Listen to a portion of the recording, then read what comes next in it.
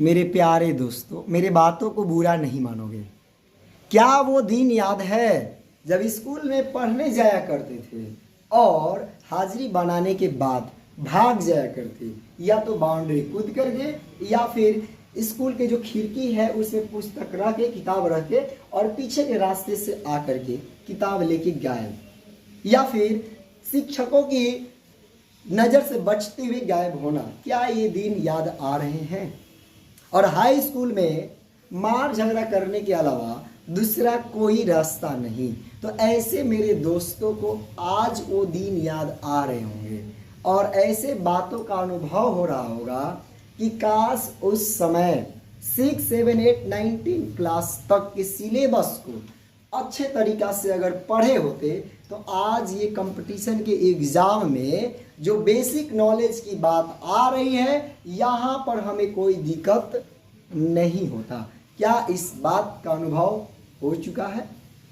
तो अब हम लोग आज इस वीडियो में 9, 10 क्लास का जो कॉमन चैप्टर है वास्तविक संख्या, जो कि संख्या पद्धति के अंतर्गत आता है, और ये हर कंपटीशन के एग्जाम जिसमें संख्या से क्वेश्चन आता है, संख्या पद्धति से, उसमें ये चैप्टर रहेगा ही और क्वेश्चन पूछा ही जाता है। तो हम लोग इस वीडियो में केवल इसके बेसिक नॉलेज, सभी बेसिक पदों पर डिस्कस करेंगे। तो सभी लोग कमेंट करके एक बार ज़रूर बताएंगे कि ये वीडियो कैसा है, कैसा लगा है, और हेल्प ज़रूर करेंगे अगर कहीं मिस्टेक होता है। तो अब हम लोग इस चैप्टर को स्टार्ट करते हैं। तो सबसे पहले हमें ये चैप्टर का नाम जो दिख रहा है संख्या पद्धति, क्या इस नाम से आपको कुछ समझ में आता है? ये एक सिस्टम है, मतलब कि पद्धति सिस्टम। इस संख्या का भी एक अलग अपना दुनिया है, अलग सिस्टम है। तो सबसे पहले हम बात करेंगे संख्या के लिए।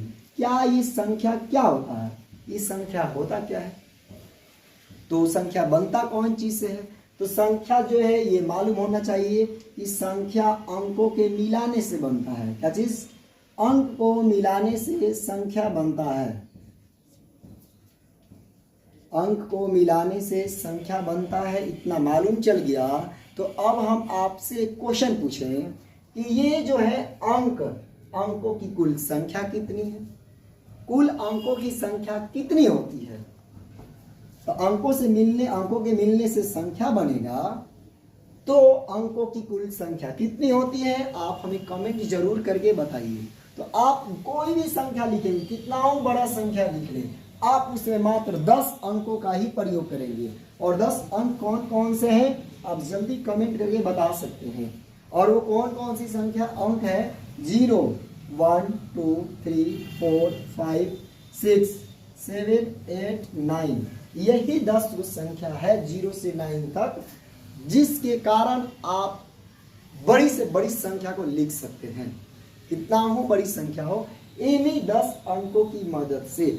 और ये अंक भी खुद अपने आप में एक संख्या होती है, ये चीज आपको पता चल गया होगा। तो अब आपको अंक और संख्या ये दोनों क्लियर है। तो अब हम बात करेंगे इन संख्याओं के प्रकार पर कि किसको कौन सी संख्या के अंतर्गत रखा जाएगा। अब यहाँ हम बात करेंगे संख्या की परिवार पर। अब इसका फैमिली पे बात करेंगे। संख्या तो मालूम चल गया कि अंकों के मिलने से संख्या बनेगा। अब संख्या के प्रकार पर चलते हैं। तो सबसे फर्स्ट में आप सभी लोग बचपन से ही पढ़ते आए हैं प्राकृतिक संख्या या फिर प्रकृत संख्या। आपको ये संख्या मालूम है तो आप हमें बता सकते हैं कि ये क्या है। नेचुरल जो नंबर है, ये नेचुरल नंबर क्या होता है? क्लियर होना चाहिए, मालूम होना चाहिए, पूरा समझते चलना होगा। जहां भी कहीं दिक्कत हो जरूर एक बार बोलोगे। तो ये प्राकृतिक संख्या क्या होता है? तो आपको मालूम है कि प्राकृतिक संख्या गिनती की ही संख्या है, मतलब 1, 2, 3, 4, 5, 6, 9, यानी अनंत। ये जो संख्या यानी 1 से अनंत तक को जाने वाली जो संख्या समूह है वही हमारा नेचुरल फैमिली होता है, यानी कि प्राकृतिक संख्या। यह बात चलेगा क्या चीज कि सबसे छोटी प्राकृतिक संख्या क्या है, ये तो मालूम चल जाएगा। सबसे छोटी प्राकृतिक संख्या या फिर प्राकृतिक संख्या हम लिख सकते हैं, ध्यान देंगे। सबसे छोटी प्रकृत संख्या जो है वो 1 है। लेकिन अगर बात किया जाए सबसे बड़ी प्रकृत संख्या, तो सोचने वाली बात होगा, और सोचने वाली क्या बात होगा कि ये संख्याएं कितनी तक लिखी जाती है। तो पूछने पर अगर किसी से पूछा जाए गिनती कहाँ तक लिखा जाता है, इस क्वेश्चन का आंसर आप हमें बताइए। गिनती कहाँ तक लिखा जाता है, इस क्वेश्चन का आंसर फर्स्ट टाइम पूछने पर अधिकांश लोगों का आंसर आता है 1 से लेकर 100 तक लिखा जाता है। लेकिन ये बात तो गलत होता है।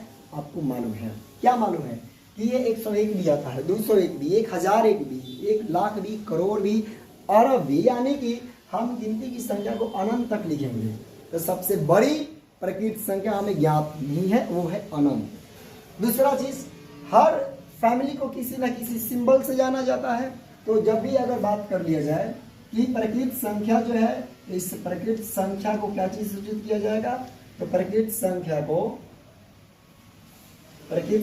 कैपिटल N से व्यक्त किया जाता है। समझ में आ जाएगा, प्रकृत संख्या को कैपिटल N से व्यक्त किया जाता है। यहाँ पे और एक बातचीत आएगा, और क्या बात है, हम यहाँ बात करने वाले हैं अंक जो है 0 से लेकर के 9 तक जो है 1 0 1 2 3 4 5 6 7 8 9, ये जो 10 अंक है, इस 10 अंक में सार्थक अंक के रूप में माना गया है इन 9 को, 1 से लेकर के 9 तक। 0 को, इसको हम किसी अर्थ का नहीं मानते हैं। और यहाँ हम बात करेंगे, और वो लॉजिकली अलग बात है। ऐसा नहीं बोलेंगे कि हम 0 को अगर किसी अंक के आगे लगाएंगे उसका वैल्यू बदल जाएगा, ये अलग बात है। लेकिन हम यहाँ उपयोग के लिए देखेंगे इस सिस्टम के अनुसार कि 0 को सार्थक नहीं रखा गया है। ठीक, अब यहाँ बात करेंगे कि 0 सार्थक नहीं है। तो अब इस प्रकृत संख्या में आपको एक चीज छोटी संख्या और बड़ी संख्या के बारे में मालूम है। तो अब यहाँ बात करेंगे कि एक अंक जो है, तो एक अंक की छोटी संख्या, ठीक आपको मालूम है, एक अंक की छोटी संख्या, फिर एक अंक की बड़ी संख्या, एक अंक की बड़ी संख्या। आप हमें बताते चलेंगे कमेंट में बड़ी संख्या क्या होगी। 2 अंक की छोटी संख्या और फिर 2 अंक की बड़ी संख्या, 2 अंक की बड़ी संख्या। आप हमें बता सकते हैं कि एक अंक की सबसे छोटी संख्या क्या है। तो एक अंक की सबसे छोटी संख्या 1 को लिया जाता है, जो कि एक अंक है। और एक अंक की सबसे बड़ी संख्या क्या लिया जाता है, एक अंक की सबसे बड़ी संख्या 9 को लिया जाता है। क्योंकि 9 के बाद जैसे एक अंक अगर हम बढ़ाते हैं तो 1 को बढ़ाएंगे तो वो बन जाएगा 10, यानी कि 2 अंकों की वो सबसे छोटी संख्या हो जाएगा। तो 2 अंकों की सबसे छोटी संख्या क्या हो जाएगा, 10। क्योंकि इसमें जैसे ही हम एक कम करेंगे तो ये एक अंक में बदल जाएगा, यानी कि 2 अंक में नहीं रहेगा। अगर 2 अंक की बड़ी संख्या की बात करें तो 2 अंक की सबसे बड़ी संख्या हो जाएगा 99, क्योंकि 99 में जैसे ही 1 जोड़ेंगे तो हमको मिल जाएगा 100, जो कि 3 अंक में हो जाएगा। तो 3 अंक की सबसे छोटी संख्या जो बोला जाए, 3 अंक की सबसे छोटी संख्या हम लिख रहे हैं, 3 अंक की सबसे छोटी संख्या जो लिया जाएगा वो हो जाएगा 100। और 3 अंक की सबसे बड़ी संख्या की बात करेंगे, 3 अंक की बड़ी संख्या के लिए, तो 3 अंक की सबसे बड़ी संख्या रखेंगे, ये हो जाएगा 999। मतलब कि एक बात आपको यहाँ नोट करना चाहिए। तो यहाँ से छोटी और बड़ी संख्या के लिए नोट करेंगे, क्या नोट करेंगे कि अगर बड़ी संख्या पूछा जाएगा, जितनी भी अंक की बड़ी संख्या पूछा जाएगा उतना हम क्या करेंगे, 9 लिखेंगे, उतनी 9 जितना पूछा जाए, यानी कि हम n के पावर n कर सकते हैं। मतलब कि अगर पूछा जाएगा 5 अंक की सबसे बड़ी संख्या, तो n के पावर 5 का मतलब कि हम 9 को n क्या करेंगे, इस तरह से लिखेंगे। बल्कि इस फॉर्म के लिए बता रहे हैं, पावर 5 का मतलब यहाँ पे अलग बता रहे हैं। अगर ये चीज छोटी संख्या के लिए रहेगा तो छोटी संख्या के लिए रहेगा तो हम क्या करेंगे, 1 पर उतना अंक से एगो 0 कम लगाएंगे। मतलब अगर 2 अंक की सबसे छोटी संख्या पूछा जाएगा तो 1 पर 2 से एगो कम 0, यानी कि 10 हो जाएगा। अगर 3 अंक की छोटी संख्या पूछा जाएगा तो 1 पर 3 से एगो कम, यानी कि 2 को 0 लगाएंगे। अगर 4 अंक की सबसे छोटी संख्या पूछा जाए तो 1 पर 4 से एगो कम, यानी कि 3 को 0 लगाएंगे, तो हमें छोटी संख्या मिल जाएगा। अब यहाँ एक चीज़ और बात करेंगे, क्या बात करेंगे देखेंगे, और क्या है कि जब हम किसी संख्या में एक जोड़ेंगे तब उसको क्या बोला जाता है, और जब किसी संख्या में एक घटाते हैं तो उसको क्या बोला जाता है। तो जैसे ही हम किसी संख्या में जोड़ते हैं उसको हम परवर्ती बोलेंगे, और जैसे किसी संख्या में घटाएंगे उसको हम अनुवर्ती बोलते हैं। तो इस शब्द का मतलब जब मालूम होगा तब हमें एग्जाम में कोई दिक्कत समस्या नहीं आता है। अब हम बात करते हैं गिनती की संख्या के पहले की बात। तो गिनती की संख्या की पहले की बात जैसे करेंगे तो गिनती हम स्टार्ट करते हैं 1 से, 1 2 3 4 5 6 7 8 डॉट डॉट इन्फिनाइट तक के लिए। अब यहाँ बात एक चीज सोचने वाली है, क्या एक के पहले भी इस समूह में कुछ जोड़ा जा सकता है। तो इसके पहले हम 0 जोड़ेंगे। तो जैसे ही हम प्राकृतिक संख्या के ग्रुप में 0 को शामिल करते हैं तो वो बन जाता है पूर्ण संख्या। क्या बन जाता है, वो बन जाएगा पूर्ण संख्या, जिसको हम होल नंबर बोलते हैं। क्या बोलेंगे, होल नंबर। ये होल नंबर क्या होता है, तो जब हम गिनती की संख्या को 0 से शुरू करते हैं तो वो बन जाता है होल नंबर, यानी कि पूर्ण संख्या। यानी कि 0 केवल शामिल कर दिया जाता है इसमें, उसका नाम बदल जाता है और वो हो जाता है पूर्ण संख्या। यानी कि अगर आपसे क्वेश्चन पूछा जाए सबसे छोटी पूर्ण संख्या, सबसे छोटी पूर्ण संख्या, तो सबसे छोटी पूर्ण संख्या हो जाएगा 0। और एक चीज ध्यान रखेंगे कि सभी पूर्ण संख्या जो है, सभी प्राकृतिक संख्या वो पूर्ण संख्या में शामिल हो जाए, यानी कि सभी प्राकृतिक संख्या पूर्ण संख्या नहीं होगा। लेकिन अगर पूर्ण संख्या की बात करेंगे तो सभी पूर्ण संख्या यहाँ पर गिनती की संख्या बन जाएगा, लेकिन सभी ये जो रूप देखा जाए प्राकृतिक संख्या का, ये पूर्ण संख्या नहीं हो पाएगा। यहाँ यही चीज नोट करना होगा कि सभी प्राकृतिक संख्या पूर्ण संख्या हो सकती है, सभी पूर्ण संख्या प्राकृतिक संख्या हो सकती है, लेकिन सभी पूर्ण प्राकृतिक संख्या पूर्ण संख्या नहीं हो सकती है। और यहाँ देखेंगे पूर्ण संख्या के समूह को, यानी पूर्ण संख्या के समूह या फिर परिवार को हम W द्वारा व्यक्त करते हैं। क्या चीज से, W से व्यक्त करते हैं। तो इस बात को नोट करेंगे, क्लियर है, समझ में आया होगा कि पूर्ण संख्या को हम किस तरह से व्यक्त करेंगे। अब एक बात और यहाँ पे आपको नोट कर लेना चाहिए कि जब हमें मिल गया 0 1 2 3 4 5, तो इसके पहले की भी संख्या आपको मालूम है, और वो क्या मालूम है कि इसके पहले -1 -2 -3 -4 -5 इस तरह से लिख सकते हैं। और यही जो जुड़ जाता है इसको पूरा रूप से हम पूर्णांक संख्या का नाम देते हैं। क्या चीज, पूर्णांक संख्या का नाम देते हैं। यानी कि पूर्णांक संख्या में प्लस वाली संख्या, माइनस वाली संख्या और 0, ये तीनों चीज मिल करके पूर्णांक संख्या का निर्माण करती है। यानी कि आप पूर्णांक संख्या इंटीजर नंबर को समझ पाएंगे कि इंटीजर नंबर क्या है। तो यहाँ पे पूर्णांक संख्या क्लियर हो गया, समझ में आ गया ये पूर्णांक संख्याएं क्या है। पूर्णांक संख्या यानी कि इंटीजर नंबर। ये जो इंटीजर नंबर है, इस इंटीजर नंबर को हम यहाँ पर दर्शाएंगे 0, ये मेन सेंटर पॉइंट, -1 -2 -3 -4, और ये है 1 2 3 4 5। इसके आगे हम प्लस लगा भी सकते हैं, तो ये जो है धनात्मक संख्या हो जाता है, और ये जो है ऋणात्मक संख्या हो जाता है, और ये जो है शून्य हो जाता है। यानी कि हम कह सकते हैं कि 0 ऋणात्मक संख्या और धनात्मक संख्या के समूह को पूर्णांक संख्या कहेंगे। या फिर इस तरह से भी बोल सकते हैं हम कि प्राकृतिक संख्या, पूर्ण संख्या, ऋणात्मक संख्या और धनात्मक संख्या के समूह को हम पूर्णांक संख्या कहेंगे। आप इसको देखेंगे तो हम इसे संख्या रेखा पर भी दर्शाते हैं। तो संख्या रेखा पर पूर्णांक संख्या का निरूपण किस तरह से होगा, तो ये जो 0 है, तो 0 के लेफ्ट साइड में हम ऋणात्मक संख्या को रखते हैं,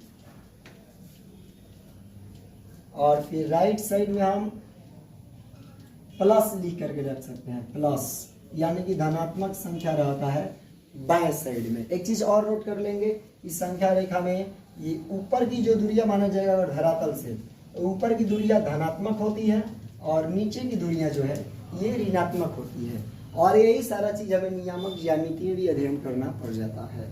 तो ये आपको पूर्णांक संख्या तक क्लियर है, पूर्णांक संख्या तक समझ में आया है। तो यही सारा चीज जो है आपको बेसिक के लिए थोड़ा सा प्रॉब्लम डालती है, समस्या डालती है। अब यहाँ पर हम बात करेंगे पूर्णांक संख्या के बाद थोड़ा सा आगे बढ़ेंगे और फिर थोड़ा सा समझने का प्रयास करेंगे, ठीक। तो अब यहाँ हम बात करेंगे कुछ अलग टाइप की संख्याओं को जो कि आपको मालूम है, सिंपल वाला चीज, और वो है आपको सम संख्या मालूम है क्या होता है। सम संख्या क्या है, विषम संख्या क्या है, सम संख्या क्या है, विषम संख्या क्या है, भाज्य संख्या क्या है और फिर अभाज्य संख्या क्या है। इन चारों के बारे में आपको मालूम है, सम संख्या, विषम संख्या और फिर अभाज्य संख्या और भाज्य संख्या। तो इसके बारे में बताइए। तो विषम यानी सम संख्या क्या है। तो सम संख्या आपको अगर कंपटीशन के बैच लिए हैं तो आपको इवेन नंबर चिल्लाता होगा लोग, इवेन नंबर। ये क्या है, जो दो से विभाजित, क्या चीज, जो दो से कट जाए, दो से विभाज्य हो जाए, वही है सम संख्या। यानी कि 2, 4, 6, 8 जो दो से कट जाए। यानी कि अगर आपसे पूछा जाए सबसे छोटी विषम सम संख्या, सबसे छोटी सम संख्या, यही चीज तो मालूम रखना होता है। सबसे छोटी सम संख्या, तो सबसे छोटी सम संख्या अगर रखेंगे हम तो सबसे छोटी सम संख्या आ जाता है 2। और अगर हम बात करेंगे कि सम संख्या को कैसे अगला सम संख्या निकालेंगे, तो सम संख्या का व्यापक रूप अगर लिखेंगे, किस तरह से लिखेंगे तो ये सम संख्या ही आएगा। तो व्यापक रूप में हम देखते हैं कि सम संख्या यानी कि सम संख्या अगर n है तो इसमें हम 2 जोड़ते जाएंगे तो हमें सम संख्या प्राप्त होते जाएगा। क्या इसमें कोई दिक्कत है, कोई समस्या है? यानी कि सम संख्या का रूप है कि सम संख्या में हम 2 जोड़ते जाएंगे तो हमें मिलते जाएगा वो जो नंबर है, कोई दिक्कत। फिर अगर बात करेंगे यानी कि अगर n हम मान लीजिए कि 2 ले लिए और इसमें 2 रख लिए, फिर इसके बाद 4 रख लिए, फिर 5 रख लिए, तो कोई दिक्कत नहीं होगा। सबसे छोटी सम संख्या जो है कितना है, वो 2 है। अगर इसका व्यापक रूप की हम बात करें तो व्यापक रूप हम लिख सकते हैं 2n+2 इस रूप में। यानी कि n की जगह पे हम कोई संख्या रखेंगे और उसे गुना करके 2 ऐड करेंगे तो हमें सम संख्या ही प्राप्त होगा। इस तरह से अगर हम आगे एक और बात कर सकते हैं कि 2 के पावर अगर हम n रखेंगे तो भी हमें सम संख्या ही प्राप्त होता है। अब बात करेंगे हम ऑड नंबर। ऑड नंबर यानी कि विषम संख्या। ये विषम संख्या क्या है, जो 2 से विभाज्य नहीं है। क्या चीज, 2 से विभाज्य नहीं, मतलब कि जो 2 से विभाज्य नहीं है वो विषम संख्या होगा। जैसे मान सकते हैं क्या चीज, 1, 3, 5, 7, 9, 11। इसमें क्या होगा कि सबसे छोटी अगर विषम संख्या की बात करें तो सबसे छोटी विषम संख्या, तो सबसे छोटी विषम संख्या हमें मिल जाती है 1। अगर इसकी हम व्यापक की बात करें, व्यापक रूप का, तो इसका व्यापक रूप में हमें आगे जोड़ने पर क्या मिल जाता है। तो इसमें जैसे ही हम अगर देखेंगे कि इसमें 1 में क्या जोड़ने पर, 2 जोड़ने पर मिल जा रहा है। यानी कि हम इसको लिख सकते हैं n अगर रख लिए कोई लो विषम संख्या, तो इसके लिए हम लिख सकते हैं 2n+1।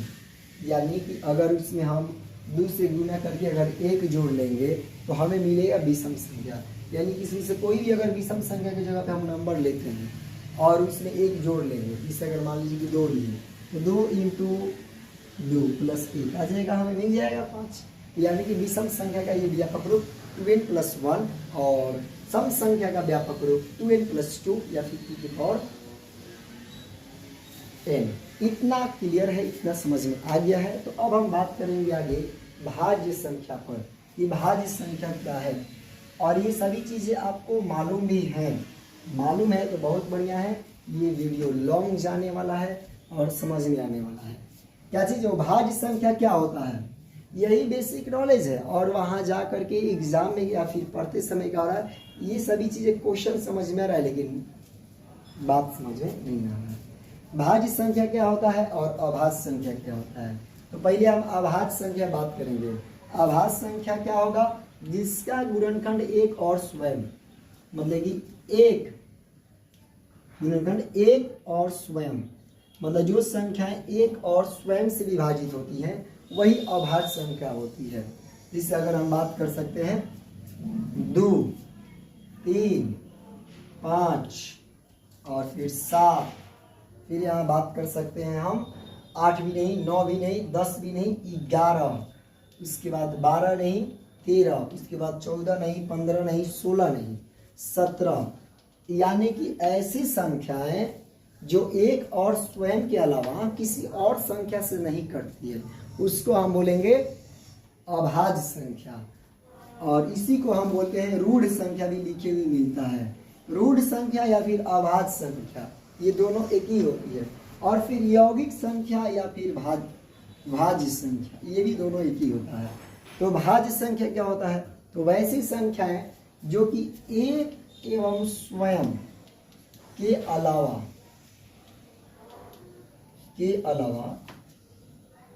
कोई एक और गुणनखंड हो, मतलब कि किसी और अन्य संख्या से भी विभाजित हो, मतलब एक और स्वयं के अलावा, मतलब एक और अपने आप के अलावा किसी और संख्या से उसको विभाजित होना चाहिए, तभी जा करके वो भाज्य संख्या होगा, नहीं तो भाज्य संख्या नहीं होगा। यहाँ बात करेंगे सबसे छोटी भाज्य संख्या कौन है, तो 1, 2, 3, 5, तो इसमें क्या है 4 सबसे पहली का ऐसा संख्या है जो कि एक और स्वयं के अलावा एक और संख्या से कटता है, और वो है 2 से। इसके बाद 6 हो जाता है, इसके बाद 8 हो जाता है, 9 हो जाता है, 10 हो जाता है, 12 हो जाता है। इस तरह से हमें मिलता है भाज्य संख्या। तो सबसे छोटी भाज्य संख्या क्या है, तो सबसे छोटी भाज्य संख्या 4 होता है, जो कि आप इस चीज़ में घबरा जाते हैं और समझ में नहीं आता है। तो सबसे छोटी भाज्य संख्या या फिर यौगिक संख्या, ये समझ में आ गया है। सबसे छोटी अभाज्य संख्या या फिर सबसे छोटी रूढ़ संख्या जो है वो है 2।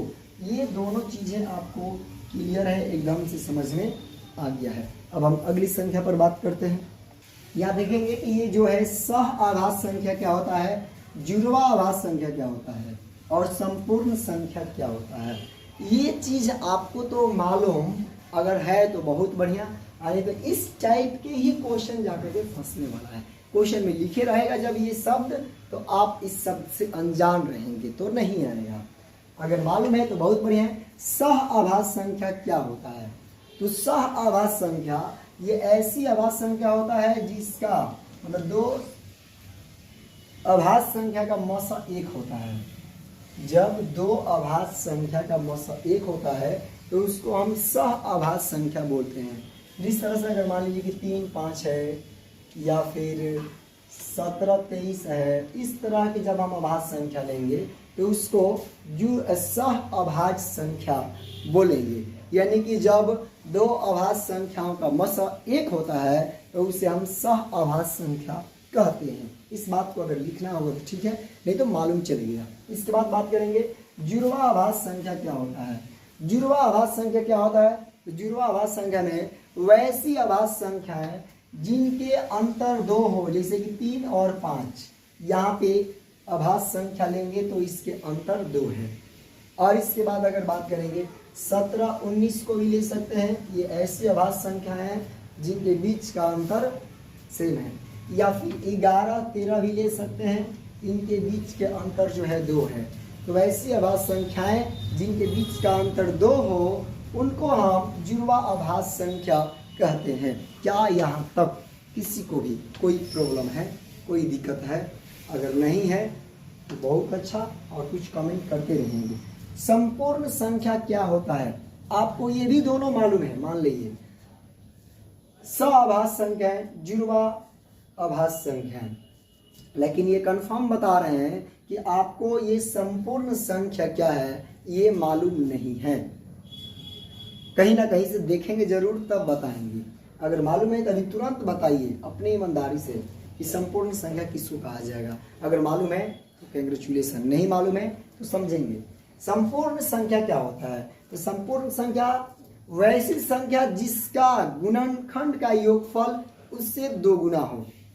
वैसी संख्या जिसके गुणनखंड का योगफल उस संख्या से डबल आए, उस संख्या को हम संपूर्ण संख्या बोलेंगे। एग्जाम्पल के तौर पे अगर 6 को हम देखते हैं तो 6 के गुणनखंड करेंगे तो 1 से कट जाएगा, ये 2 से भी कट जाएगा, ये 3 से भी कट जाएगा और फिर 6 से भी कट जाएगा। इस चीज़ को ध्यान देंगे।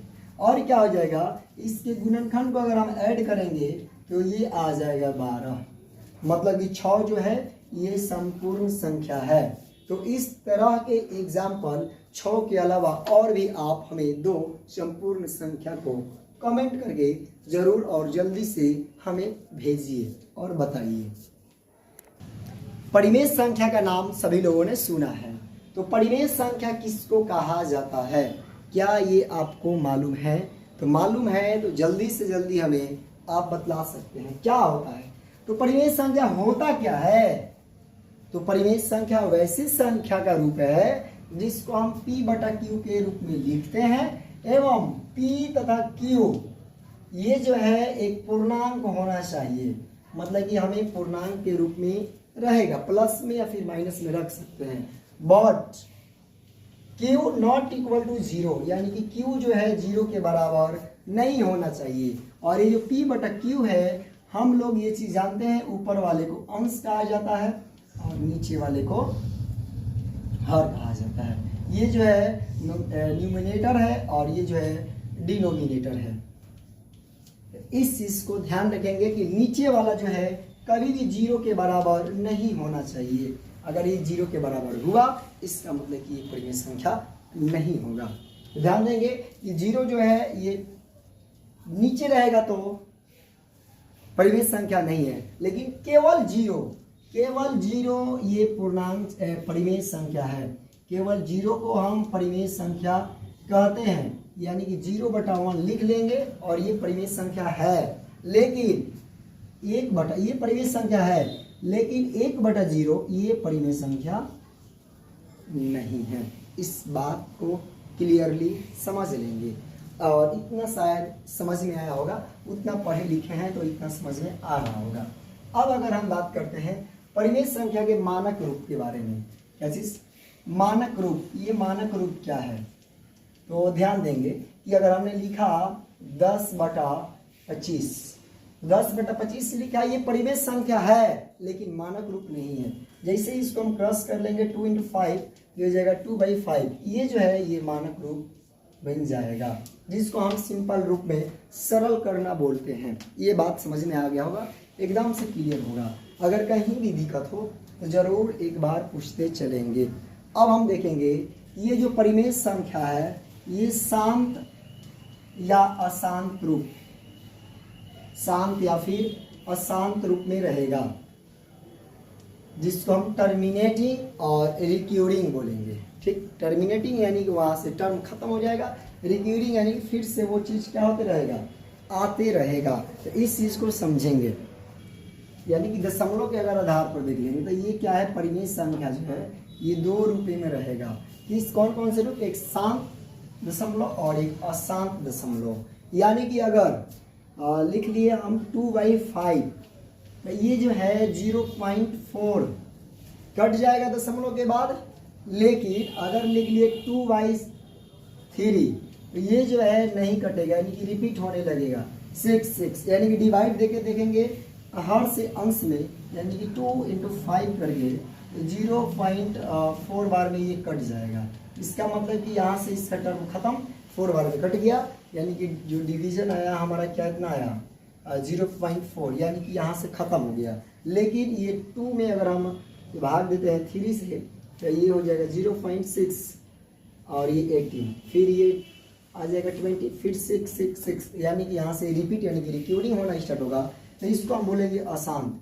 यानी कि हर से अंश में भाग देने पर जब परिमेय संख्या का भाग अगर पूरा पूरा कट जाता है दशमलव के बाद तो उसको हम शांत बोलते हैं, अगर वही नहीं कटता है तो उसको हम अशांत दशमलव बोलते हैं। क्या इतना चीज़ें मालूम है? और यहाँ चीज़ अब हमें इस चीज़ समझना है कि कब कोई परिमेय संख्या शांत होता है और कब अशांत होता है, इस चीज़ को भी जानना एकदम से जरूरी होता है। तो कब कोई सब परिमेय संख्या शांत होगा और कब कोई परिमेय संख्या अशांत होगा, यहाँ ध्यान देंगे। शांत होने के लिए शर्त आपने अभी तक पढ़ा है, शांत होने के लिए शर्त पढ़े हैं तो याद भी होगा। जो लोग 10th क्लास तक पढ़े हैं उन लोग को देख करके ही मालूम चल जाता है कि कब कोई परिमेय संख्या शांत होगा। कि कब होता है तो ऊपर चाहे कुछ भी हो, नीचे 2 या फिर 2 के पावर n होना चाहिए, तो वो जो है संख्या जो आएगा वो शांत हो जाएगा। यानी कि आप ऊपर कुछ भी रख लीजिए, नीचे 2 रहना चाहिए, तो ये क्या हो जाएगा, शांत आ जाएगा। कटाएंगे भी तो 3.5 बार में कट जाएगा। अब कुछ भी लें, नीचे अगर आप इसको लिख लेते 7/8 तो हम इसको लिख लेंगे 7/2 के पावर n। यानी एक चीज समझ में आ जाना चाहिए कि परिमेय संख्या जब p/2 के पावर n के रूप में होगा, यानी कि वो 2 या 2 के घात के रूप में है कुछ भी, अगर 8 की जगह पर 16, 64, 128 से लिखेंगे तो भी वो क्या आएगा, शांत आएगा। ये पहला शर्त समझ में आया कि किसी भी परिमेय संख्या का अगर हर 2 या 2 के घात के रूप में होगा तो वो शांत होगा। दूसरा चीज, वो 5 या फिर 5 के घात के रूप में हो कुछ भी तो भी वो शांत होगा। जैसे अगर हम लिख लें यहाँ पे 9/5 लिखे तो 9/5 लिखेंगे तो ये भी कट जाएगा। 1/8 सिंपल सा है, ये शांत आ जाएगा। अगर आप 9/25 करेंगे इसके लिए ये 9/5 के स्क्वायर हो जाएगा। अगर आप 9/125 लिखते हैं तो ये 9/5 के क्यूब हो जाएगा। अगर इस रूप में है 5 या फिर 5 के घात में कुछ भी किसी भी अंक के रूप में, तो वो जो है संख्या अशांत आएगा। आप इन सभी को भाग दे करके भी देख सकते हैं, सभी का सभी कट जाएगा दशमलव के बाद, यानी कि शांत आएगा। तो शांत होने के लिए तीसरा शर्त देखेंगे आप कि क्या होगा। तो तीसरा शर्त है p/2 के पावर कुछ भी हो या फिर 5 के पावर कुछ भी हो, तो ये जो है शांत होगा, ये परिमेय संख्या शांत बनेगी। आप उसके बटा जो है 2 या 2 के घात में कुछ हो, 5 या फिर 5 के घात में हो, तो अगर उसका हर इस रूप में है तो वो परिमेय संख्या शांत होगा। क्लियर है? तो यहाँ देख भी सकते हैं एग्जाम्पल, अगर हमने 7/50 लिख लिया तो 7/50 लिख लिए तो हम यहाँ देखेंगे 7 में गुणनखंड कर लेंगे तो ये जाएगा 2 और ये हो जाएगा 5 का स्क्वायर। तो सिंपल है, ये इस तरह से हो जाएगा। या फिर अगर आप 7/100 लिख लिए तो ये भी हो जाएगा 7/2 के पावर 2 और 5 के पावर 2, यानी कि 2500 के साथ। ये भी जब हम डिवाइड करेंगे तो ये कट जाएगा पूरा पूरा और शांत आ जाएगा। तो इस तरह से आपको शांत और अशांत परिमेय संख्याओं को ज्ञात करने में आसानी होगा। अगर आप बात करेंगे कि 2 परिमेय संख्या के बीच में कितनी संख्या होती है, 2 परिमेय संख्या के बीच में आपको मालूम है तो कमेंट करके जल्दी बताइए। 2 परिमेय संख्या के बीच अनंत परिमेय संख्याएं होंगी, ध्यान रखेंगे, अनंत, एक नहीं, परिमेय संख्या अनंत होती है। 2 परिमेय संख्या के बीच में क्या क्या लिखे हम बोल दिए हैं, 2 परिमेय संख्या के बीच में अनंत परिमेय संख्याएं होती हैं। क्या इतना तक क्लियर है? तो अब हम आगे एक और टॉपिक पे बात करेंगे और वो टॉपिक है अपरिमेय संख्या। तो समझेंगे कि क्या है अपरिमेय संख्या, यानी कि इरेशनल नंबर क्या होता है। तो सिंपल है कि जो परिमेय संख्या नहीं है वही अपरिमेय संख्या होता है, सिंपल बात है।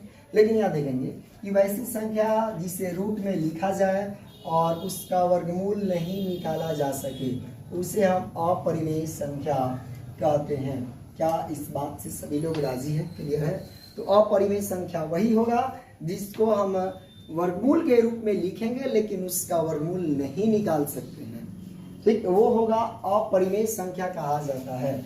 और ये अपरिमेय संख्या अगर आपको मालूम है तो √2 अपरिमेय संख्या का मान दशमलव में बताइए। √3 का, √4 का तो मालूम है, √5, √6, आप इन 4 अपरिमेय संख्याओं का मान दशमलव में आप जल्दी से कमेंट करेंगे। और फिर अब हम लोग आगे पढ़ेंगे कि ये जो एक आता है संख्या पाई, यानी कि पाई का जो मान है, पाई का मान, पाई जो है ये भी एक अपरिमेय संख्या है, क्योंकि अभी तक इसके दशमलव मान को निर्धारित नहीं किया गया है। 22/7 घटाया गया, पाई का मान था 3.14 और इस मान को और आगे बढ़ाया गया जो कि अनिर्धारित रहा, ये निर्धारित नहीं हो पाया कहाँ तक जा रहा है, तो इसको हमने अपरिमेय संख्या के अंतर्गत रखा।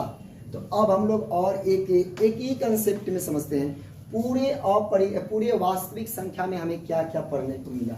और एक चीज कि परिमेय संख्या और अपरिमेय संख्या, ध्यान देंगे, परिमेय फिर प्लस अपरिमेय, यही मेन मुद्दा है, दोनों मिला करके ही बना है वास्तविक नंबर। ये कोई वास्तविक नंबर अलग का टॉपिक नहीं है, बल्कि परिमेय संख्या और अपरिमेय संख्या मिल करके ही बनता है वास्तविक संख्या।